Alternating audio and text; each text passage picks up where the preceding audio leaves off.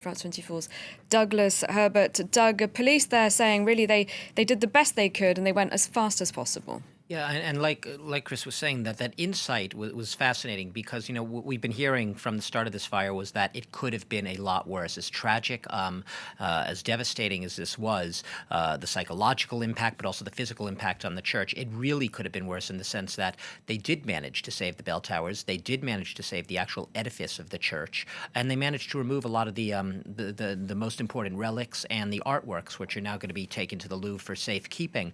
But you really got a sense of the challenges. This wasn't just any fire, obviously, fighting it in a medieval and a Gothic cathedral, and the precautions that they had to take in order to avoid further damage to the precious interiors. They couldn't use hoses with too much pressure. They didn't want to. They would risk perhaps blowing out some of the stained glass windows, the famous rose windows, which apparently have been preserved, although they are yet to assess now what perhaps the strain on them, what's called thermal shock, may have been. So right now, they fought the battle, the 9-hour fierce firefight.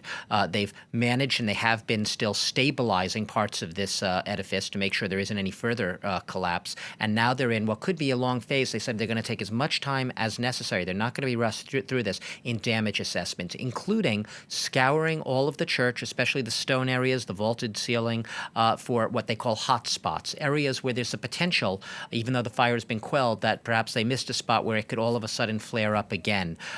So that's what the phase is, the damage assessment phase. It's going to be long, difficult. These firefighters, though, have given every indication they are braced for however long it takes and whatever it takes.